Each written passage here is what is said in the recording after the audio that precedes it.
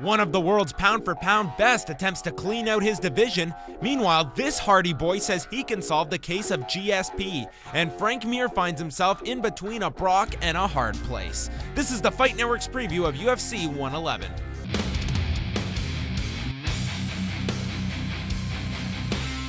Thanks for joining us once again, fight fans. My name is John Pollock, and in a few minutes, I'll welcome my co-host and analyst, John Ramdeen, as we break down this Saturday's UFC 111 event set for the Prudential Center in Newark, New Jersey. This weekend's card features a rematch at 170 pounds that has been almost 4 years in the making, a heavyweight bout to crown the interim champion, and on top is a battle for the UFC welterweight title. In the main event Saturday night, welterweight champion and a man that many consider the pound-for-pound best fighter in the world, 19-2 George St-Pierre will attempt to make the fourth defense of his championship on Saturday, defending against the 23-6 Team Roughhouse standout Dan Hardy, who earned his championship shot with a unanimous decision victory over Mike Swick at UFC 105 last November. Hardy has had his arm raised in his last 7 outings, while St-Pierre has been victorious in his last 6. Since his loss to Matt Serra in September of 2007, the pride of Canada, Georges St-Pierre, has faced and defeated every fighter that has stepped in his way. The 28-year-old has virtually cleaned out the welterweight division and has cemented his spot as one of the pound-for-pound kings of the sport. The popular French-Canadian athlete continues to find ways to better himself, both as an individual and a competitor. Not wanting to give any advantage to his opponent, the dedicated champion has decided to add mass to his already impressive physique, making him an even more dangerous challenge for Dan Hardy. St-Pierre's head coach and trainer Firas Zahabi explains the reason for the decision. George has gotten bigger now, he's stronger because the weight cuts have been getting a little easier and easier throughout the years. You know, he's very experienced in cutting weight, he's more used to it. The last time he did the weight, it was too easy. So we decided, the coaches we discussed maybe putting on some more muscle for him would be a better idea.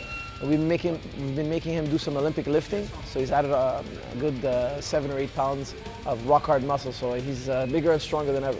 People sometimes when they see me fight, they think it's easy for me to do this. It seems, it's so natural the way you do things, but it's a lot of work behind. There is a genetic factor that comes into play. Of course, I'm gifted, but my dad is like that. My mom, you would see my family, they're in good shape. So I'm from the farm. To help add the extra muscle, St-Pierre has once again turned to strength and conditioning mastermind Jonathan Chaimberg. Chaimberg has helped the UFC title holder gain nearly 10 pounds of lean muscle and feels the weight will only help St-Pierre, who is 2 inches shorter than his opponent. Well, George is actually pretty big now. So George is up in the low 190s, which is the biggest he's ever been. He's not carrying any more fat, so he's powerful. I want to get him to build into his new body type. So I want him to be just as fast, just as powerful at that weight and have as much endurance. So it's just a long process. It's one fight at a time. We build on certain things, and hopefully you see the progression in George and all the fighters. They can build fight to fight and get better and better. Yeah, sometimes size, you have more size, you're less quick, but I'm quicker. And I gain a little bit of weight. I've been following a diet, and it's gonna do me good. As always, the juggernaut St-Pierre will be both mentally and physically prepared going into the bout. Longtime trainer Greg Jackson feels that underestimating Hardy was never even considered when the fight was first discussed. Jackson feels any animosity between the two fighters is just part of the game. George is a super intelligent guy. I don't think he's getting caught up in any of that stuff just because, he knows it sells the fight and it's what it is. He's been trash talked a lot before. I don't think it phases him very much. He's such a sharp guy that he knows better than to fall for that. Although many pundits and fans believe that George St-Pierre is the clear favorite to win the fight, a number of fighters feel that Hardy should not be taken lightly. A fight's a fight, and then Hardy's dangerous. If they stand and bang, it's what Hardy has to do. That's what Hardy wants to do, so he's got to stop those takedowns. I definitely have to fight GSP from the outside. Once again, the second GSP is really in close, he's going to take him to the ground, and we've all seen what GSP does on the ground. And Hardy, coming from Nottingham, and I've been in Nottingham, that's a tough town. You get shanked real quick if you don't belong in that town. What could Dan Hardy do to beat GSP? What could he do? You know what? You can be a favorite by million on paper. When the bell rings, it's 50-50. Dan Hardy is a tough guy, and all you need is some artillery or weapons into the fight. Honestly, the English guy, he must be very well prepared, not to die. We think that he's gonna sprawl and brawl George. I don't think it's gonna happen. I think George is gonna kill him. nobody will beat George, at the welterweight. The reason why George St-Pierre is so good is because he surrounds himself with the best people. He's going to have to keep George St-Pierre at bay with his strikes, with his jab, and just do a lot of counter punching. If he doesn't stop that takedown, he's going to be in a lot of trouble. I'm pulling for Hardy. It's going to be really tough for him to win. Even if you're not a fan of George, I think his favorite 8 against 1. It's very hard. No, I think he deserved it. He's undefeated in UFC, and he beat all the top contenders. And everybody, I've beat everybody so far except him. So he's got a shot. I think he's pretty well deserved. But this fight, I want to make an example. I want to take him out. If St-Pierre manages a victory over the smack-talking Hardy, it's just another step closer in reaching his goal of becoming one of mixed martial arts' all-time great competitors.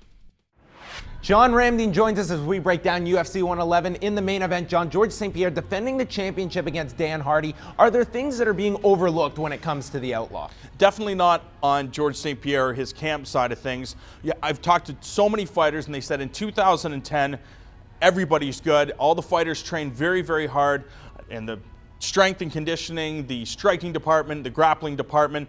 2010, there are no easy fights, and Dan Hardy isn't going to be an easy fight for anybody. The difference is George St-Pierre is training for this fight like he's fighting Fedor Emelianenko or Anderson Silva, which is an extremely scary thought. Now, you've spent a lot of time around the TriStar crew. Tell us a bit about their philosophy. George St-Pierre, a lot of people consider the best pound-for-pound fighter in the world. How do they keep him grounded and still improving on a daily basis? Well, number one, George wants to be not only the best fighter in mixed martial arts today, but he wants to be the best fighter to ever have competed in mixed martial arts. And when you talk to his camp, they don't want to give their opponent any advantage. And that's why, for this fight, they've gained 10 pounds of lean muscle on George, making him a bigger, stronger, and faster athlete. And Dan Hardy's going to feel it come Saturday. What do you say to people that say that Dan Hardy, he has the puncher's chance going into this fight? Well, he does have a puncher's chance. We talked about it before. Everybody trains hard, and if Dan Hardy lands with a big shot on George's chin, he can go to sleep. I don't think it's going to happen, but Dan Hardy definitely has a puncher's chance as long as he plays his game, which is to draw George St-Pierre into his game, keep the stand-up, use his counter-striking, and go for the knockout. We're currently in the midst of March Madness. We saw the #1 seed Kansas knocked out. Will we see a similar upset on Saturday night? Absolutely not. George St-Pierre is recognized as the pound-for-pound best fighter in the world for a reason. BJ Penn, John Fitch, Alves, Koscheck, Hughes, Matt Serra. He is the most dominant fighter in the world, and he's going to prove that by taking out Dan Hardy in the 3rd round. In a bout for the interim heavyweight championship, 2 of the division's largest will meet as the bulked-up Frank Mir hopes that his newly added size will make him an even stronger force in the ever-expanding weight division. His opponent Saturday night is undefeated 11-0 Shane Carwin, who doesn't get paid by the hour, with his longest bout only lasting 2 minutes and 11 seconds. The victor of this match is promised a meeting with UFC heavyweight champion Brock Lesnar, barring injury from this bout. You never know. Everybody's wearing the same gloves, and everybody's going to put it in their mouthpiece, and one hit could be lucky. You can't say anything bad about either one of them. I think Frank has just stepped up and fought the better athletes and had the better opportunity. The way I saw Frank, up close when he fought Czech Congo, and I trained Czech Congo, for that fight, and Frank, he would literally had that guillotine with no hooks, no legs. That was just all hoorah. And I'm gonna let you know that's pretty scary. That's what I say. I'm dropping down to 205. I don't think Frank Mir is necessarily doing this as a means of or as an homage to pro wrestling. I think he may actually, be so obsessed with Brock Lesnar and the UFC title that he may have gone off the deep end. I'm not really sure. He's he's a cerebral guy anyways, and he may have just gone ahead and gone too deep into the human mind and psyche, and he might be on a whole nother level or in a whole nother dimension. I'm not sure. Shane Carwin, tough guy. He's fought questionable competition except for Gonzaga, I guess, if you're looking at the upper tier of heavyweights. As far as the fight goes, I'm going to pull for Frank Mir. He's my coach on The Ultimate Fighter. A lot of people on the internet or, around have some bad things to say about him, but I think he's genuinely a nice guy. But, spending 6 weeks with somebody, might not be the best determining factor. So maybe he's not really a nice guy, but I'm going to pull for him anyways. Oh, Shane's a real deal, no doubt, man. All it takes is one punch from that guy. Not even one punch, just for him to touch you with a closed fist, and he can put you to sleep. So I'm very excited about that fight. You know, Carwin, I think he's so much bigger. I think he's just got to get his hands on him and kind of move him around and push him around, kind of like a Randy Couture kind of a thing, you know, early on. And then as he gets wore out, everybody gets a little more slippery, gets sweaty. The submissions don't come as easy. Just get heavy, be big, get good at being big. You know, Tim Sylvia did it for good. Did it real good for a long time. He just was really good at being big. And however you can do that is going to be, you know, I mean, I don't think Mir could take Carwin down, so it's going to be kind of, you know, put your weight on him, Randy Couture him a little bit, and stay heavy and happy. It's, these days, everybody's evolved so much that you better be good in everything, and you better have practice in everything. So, you know, I just think being well-rounded is the most important thing. With your fight coming up with Frank, it's going to be almost a full year since you've last fought. Are you worried at all about ring rust? You know, I don't think I think too much about that. I'm in there training with the guys, helping them prepare for their fights this whole time, and I've gone through some training camps. And you know, when you go through so many sparring sessions like that, and all the grappling and the boxing and all that stuff, you know, I don't think the ring rust will get to me.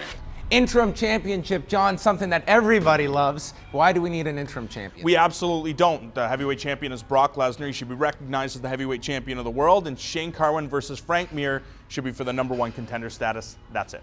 Now, Shane Carwin is one of the largest heavyweights, cutting down to 265, and I think Frank Mir, recognizing that fact, has put on a lot of size in the recent months, stemming from that Brock Lesnar loss. How's the added size going to affect Frank Mir and his skills on the ground? Well, you look at the entire heavyweight division, that's the way the heavyweights are going. All the guys are getting bigger and stronger, and in order to compete in this heavyweight division, you have to be big and strong too. Frank Mir, one of the most cerebral fighters out there, knows that, so he has to take advantage of it. And the fact is, he's facing a lot of wrestlers, so he has to have that extra size and strength to be able to compete with these guys. How about the durability factor? Shane Carwin, the longest he's gone is just over 2 minutes. I mean, in this style of fight, do you see it going longer? For Frank Mir, that's what he has to do. He has to take advantage of the fact that none of Carwin's fights have gone past the first round. I think he has to use that to his advantage, try to get this fight into the second or third round to take advantage of possible cardio or conditioning problems.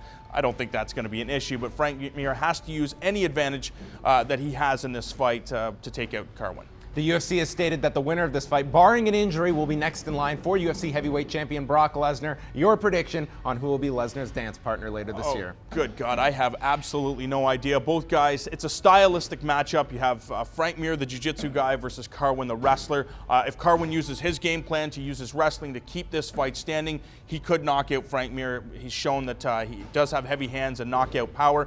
Frank Mir, on the other hand, is light years ahead of Shane Carwin when it comes to the jiu-jitsu game. So if you can get in close to Shane Carwin, pull guard, go for a sweep, and then go for a submission, Frank Mir can pull it out. And I do give the advantage to Frank Mir in this fight. I think he's too experienced. He's faced too many top guys, and I think he'll use that to his advantage and take out Shane Carwin, probably by second-round submission.